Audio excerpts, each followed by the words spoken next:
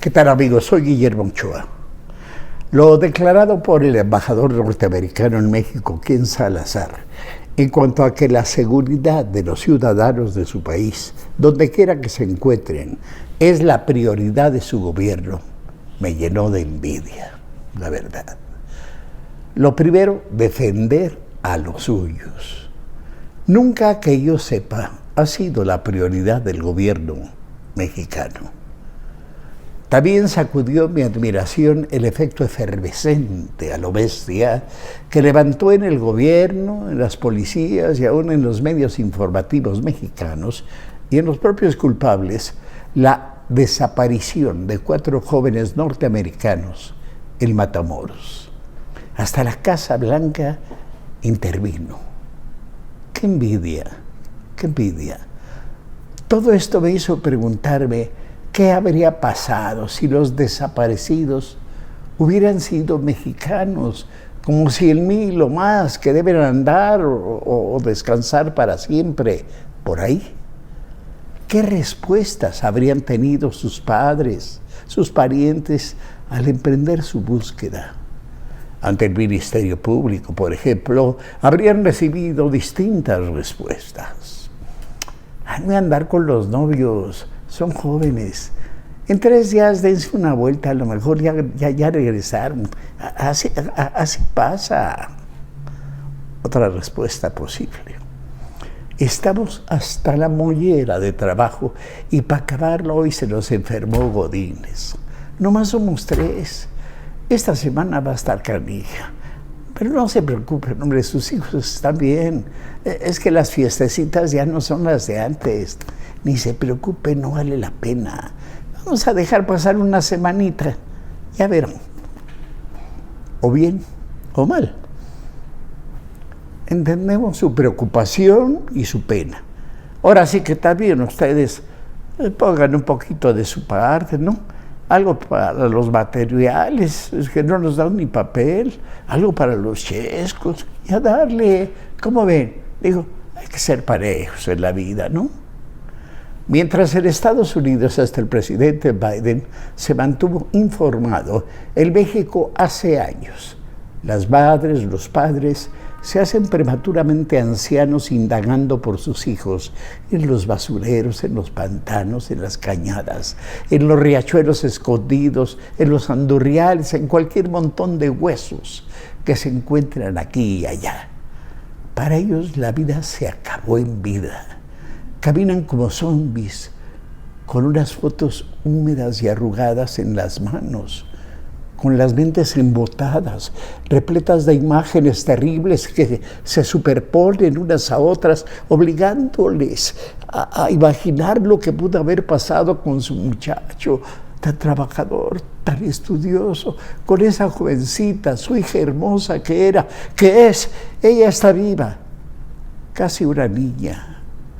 De acuerdo con el periódico español El País, un periódico que respeta la información y el manejo de la información, México ha superado la cifra simbólica de los 100,000 desaparecidos, igual que la guerra de muchos años en Colombia y mucho más que durante la dictadura militar en Argentina. Hacemos la cuenta a partir de que Felipe Calderón, metido en un uniforme militar que le quedaba tan grande como la presidencia, le declaró la guerra al narco. Hubo entonces 17,000 desaparecidos documentados, es decir, reclamados por alguien que conocía sus datos, no aquellos miles de desconocidos a quien nadie siquiera extrañó. 35,000 con Peña Nieto, 31,000 con el gobierno actual, con una cifra que sube como la espuma de la cerveza, solo que en rojo. Con todo y que la cifra es enorme, espantosa, no provocó jamás la reacción internacional que tuvo la desaparición, que solo duró unas horas, de 4 norteamericanos que presuntamente venían desde Carolina del Sur para que presuntamente una de ellos se hiciera practicar una operación de abdomen. Carolina del Sur está muy lejos de Matamoros, a unos 2,000 kilómetros. Pero la operación debe ser mucho más barata y con menos requisitos. El hecho es que desde que los 4 cruzaron la frontera hasta que los tirotearon y mataron a 2 de ellos, fueron perseguidos por 9 coches. Quizá confundidos con narcos haitianos, pues eran negros, afroamericanos. Fueron seguidos por unos 9 coches que se turnaron de cuadra en cuadra hasta que en un punto muy cercano ya al centro de Matamoros, los tripulantes de una camioneta los obligaron a detenerse y cuando 2 de los 4 intentaron huir, los balearon. Luego arrojaron los cuerpos, como se arrojan las redes en canal, en la caja de la camioneta y arrancaron. Una bala perdida recorrió 1,5 kilómetros antes de matar a otra mujer ajena a los hechos. El escándalo internacional fue enorme. El embajador Ken Salazar visitó Palacio Nacional, donde él y su sombrerote tejano son recibidos ya como en casa. Y del otro lado de la frontera, cercanas las elecciones, los republicanos pidieron que los narcos mexicanos fueran considerados terroristas, lo cual permitiría enviar tropas norteamericanas a combatirlos. López Obrador respondió y atacó a la DEA. ¿Cómo es que en tantos años no se dieron cuenta de lo que hacía García Luna? ¿Cómo confiar en la DEA? Afirmó que jamás permitirá tropas extranjeras en nuestro territorio y recordó a los gringos algo muy cierto. El fentanilo, el opio sintético, se produce sí en China, en México, cada vez más en la India y en Estados Unidos, donde mató a 117,000 personas en 2017. Luego, algo que sacó de su imaginación, que sabemos bien los mexicanos que no es cierto. Dijo, México es más seguro que los Estados Unidos. Claro, salió de inmediato el periodista Jorge Ramos, nacido aquí pero que vive en Miami, y con datos ciertos le reiteró que eso no es cierto. En Estados Unidos fueron cometidos 20,200 homicidios el año pasado y en México 30,968. Y Estados Unidos tiene más del doble de habitantes que México. Ya le había dicho Ramos algo semejante hace tiempo en la mañanera, pero el presidente respondió entonces con una perla de su simpatía. Eso ya calienta, dijo, y luego agregó una de sus muletillas predilectas.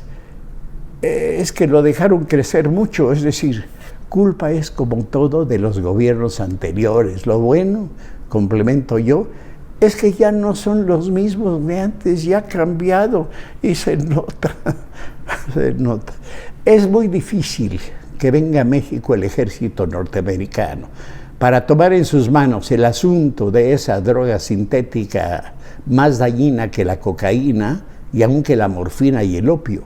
El fentanilo es muy difícil que el gobierno mexicano lo permita. Y también veo difícil, casi imposible, de que cambie su política de abrazos y no balazos, que buen cristiano significa si te portas mal, te va mejor.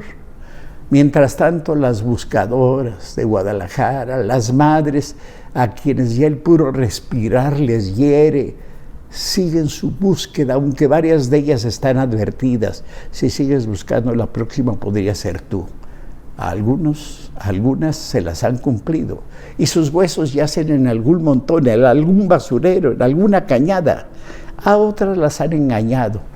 Con $1,400 recuperas a tu hijo. Eso fue lo que nos costó traerlos desde Juchitán.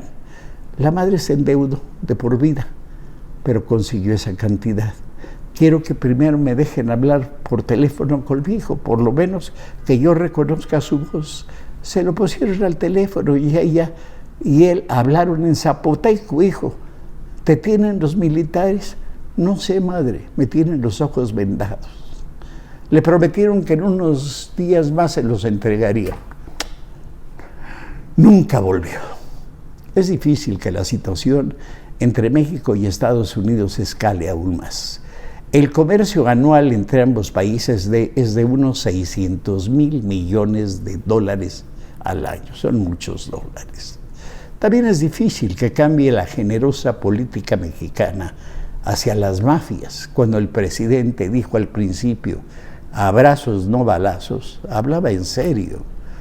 Por lo pronto, ante el incendio diplomático y la posibilidad de que entrara en acción el ejército norteamericano en el Matamoros, entregaron amansados, atados de manos, a quienes los propios narcos señalan como secuestradores de los haitianos, culpables de calentar la plaza.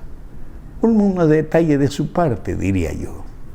Qué orgullosos me sentiría que, como dijo el embajador Ken Salazar, la prioridad de nuestro gobierno fuera la seguridad de los mexicanos, estemos donde estemos.